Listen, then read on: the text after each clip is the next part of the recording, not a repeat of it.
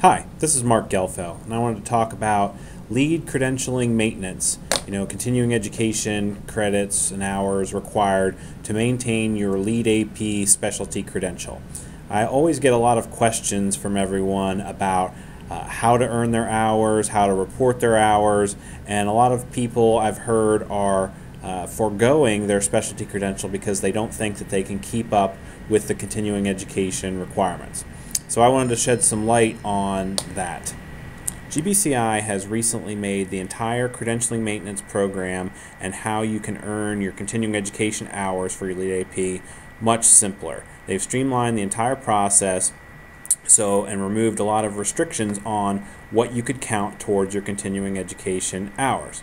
Now, rather than presentations needing to be pre-approved by a GBCI approved education provider, pretty much any presentation, as long as it's sustainability related, any presentation you go to either through TLC University or your local USGBC meeting or an AIA meeting or an ASHRAE meeting, any presentation that is sustainability related can count towards your continuing education hours.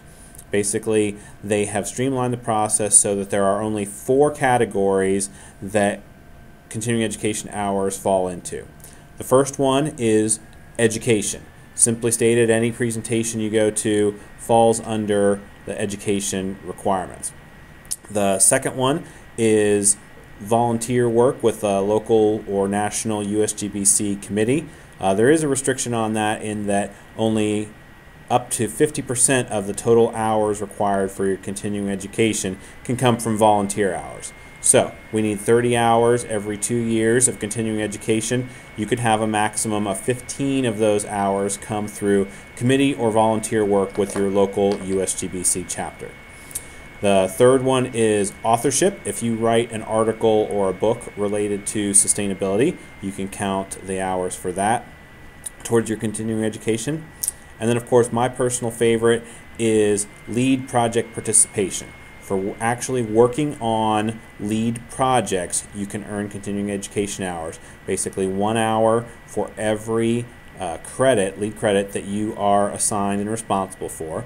Or if you are the lead administrator, you can earn 2 hours for that. There's no limit on that, and all lead project hours count as lead specific.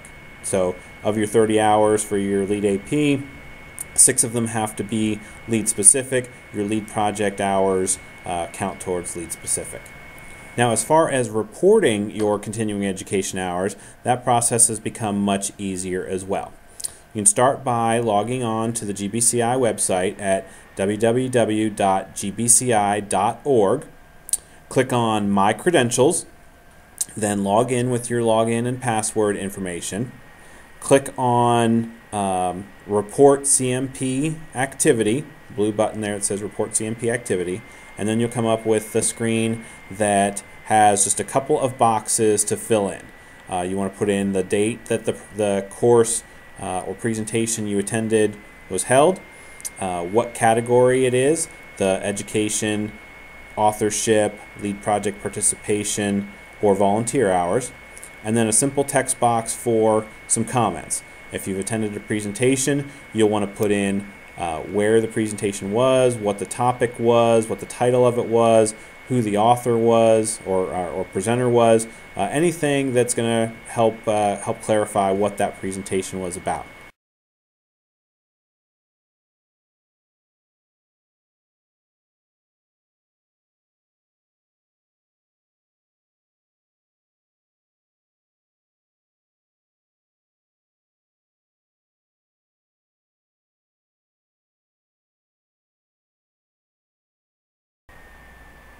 When you're done reporting all of your CMP activity, you can then click on Review CMP Activity, and it will show you everything you've logged, the number of hours you have already earned, and how many you have to go. And then, of course, you can go back and edit any of the information that you've put in previously, which is another new feature that they've added. You didn't used to be able to edit that information, but now you can.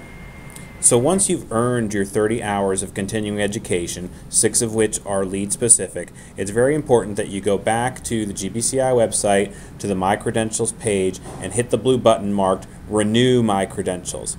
It's very important because if you don't hit that button, then GBCI will not renew them, and you'll think you're done, and your renew period will pass, and you'll get a notice saying that you have to take the test again.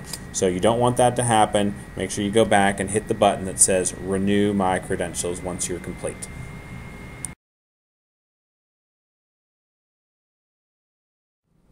So with these simplified continuing education reporting requirements, there's no reason that anyone at TLC shouldn't be able to earn more than enough hours to keep their Lead AP specialty credential.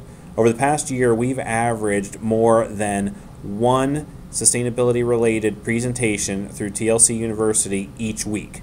So if you attended even the majority of those, plus the various activities from Green Week and other sustainability-related sessions in your area through your USGBC chapter, there are more than enough free hours to earn your specialty credential. So if you have any questions about the Lead AP, credentialing maintenance, continuing education, how to earn those hours, or how to report those hours, please do not hesitate to give me a call or send me an email, and I'll be happy to walk you through the process. I want all of our Lead APs to be Lead AP specialties, and I don't want anybody to lose their specialty credential just because they didn't understand the process. So please feel free to call me, and thank you very much.